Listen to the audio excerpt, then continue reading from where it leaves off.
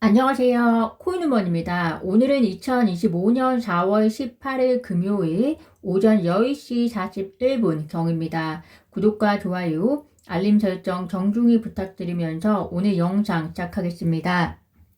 리플이 지난 8일에 인수계획을 발표했었던 프라임 브로커 히든로드가 미국 금융산업규제청으로부터 브로커 딜러 라이센스를 취득했다라는 소식입니다.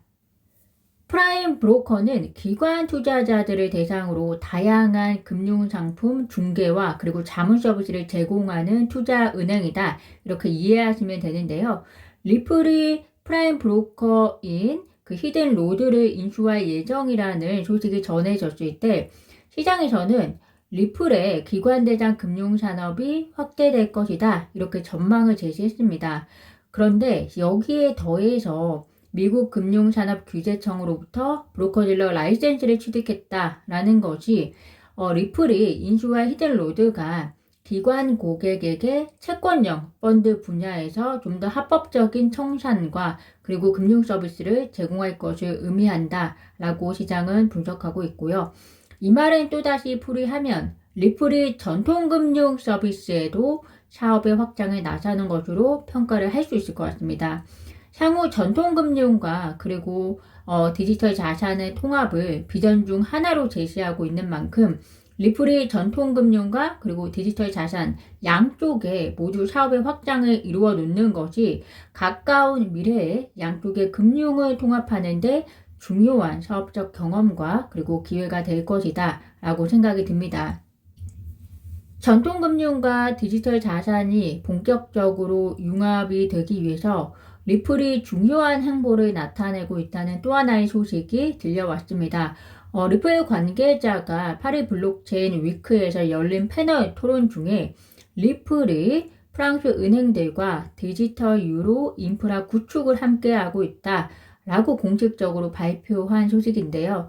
여기서 중요한 의미는 단순히 리플이 갖고 그러니까 유럽의 컨설팅의 단계나 혹은 파일럿에 참여하는 것이 아니라 디지털 유로 인프라 구축 자체를 처음부터 함께 하고 있다라는 부분으로 꼽을 수 있을 것 같습니다. 디지털 유로는 결국에는 유럽 내에서 CBDC를 이야기하고 있는 건데요. 미국과 다르게 유럽은 CBDC 출시를 목표로 이 분야에 대한 차별화된 기술과 경험을 가진 리플과 협력을 하고 있다라는 것으로 보시면 될 것 같습니다. 리플의 경우에는 전 세계 커스터마이징 개념으로 사업을 접근해야 할 것으로 보입니다. 미국처럼 개인 금융 정보 자유와 그리고 보호를 위해서 CBDC 개발을 공식적으로 금지하겠다라고 하는 행정부가 있는 반면 또 유럽처럼 다국가로 이루어진 나라의 경우에는 우선적으로 유럽 내에서라도 디지털 자산 CBDC를 통해서 거래를 하고자 하는 나라가 있을 것이고요. 또 금융에 접근이 힘든 미문명 국가의 경우에도 다른 나라의 도움을 받아서 CBDC를 활용하고자 하는 나라가 있을 것이기 때문에 리플은 그 나라의 상황과 정책에 맞추어 사업의 확장을 이루어 나가고자 하는 것으로 추정이 됩니다. 아마도 이것은 리플이 미국, 싱가포르, 유럽 각지에 인력을 지원하고 회사를 상주시킴으로써 각 나라의 니즈와 변화에 발빠르게 움직일 수 있는 것으로 보이는데요. 좀 더 구체적인 리플의 그림은 좀 더 지켜보셔야 할 것으로 보입니다. 트럼프 대통령 이야기를 안 하고 넘어갈 수가 없습니다. 그만큼 현재 투자 시장에 가장 많은 영향을 미치고 있기 때문인데요. 트럼프가 중국과의 관세 문제 대화 중에 있고 향후 3, 4주 내에 협상 타결을 기대한다 라고 이야기를 하고 있습니다.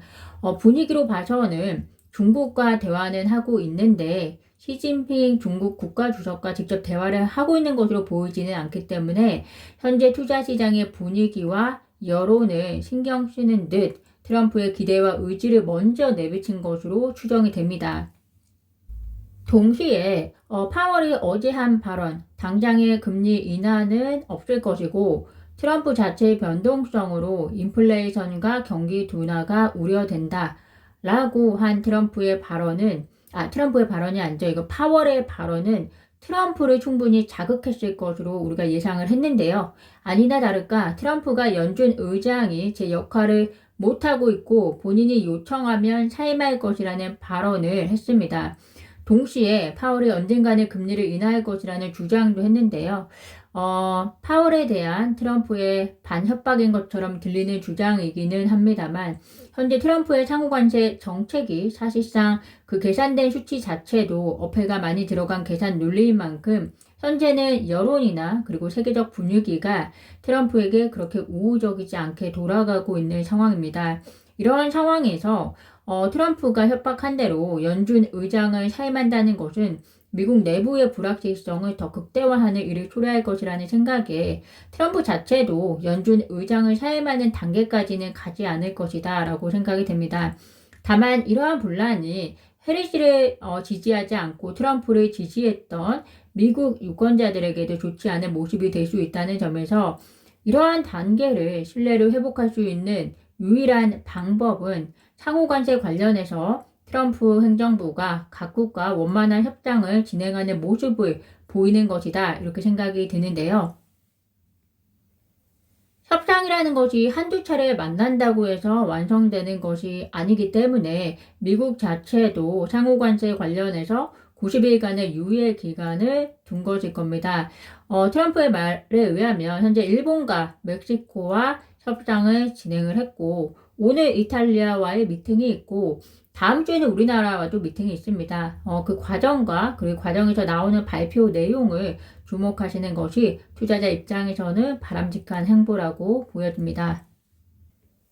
미국 최대 은행 뱅크 오브 아메리카가 자체 스테이블 코인 발행과 성공을 목적으로 테더와 USDC 등의 주요 스테이블 코인 폐지 로비에 나섰다라는 소식이 전해졌습니다.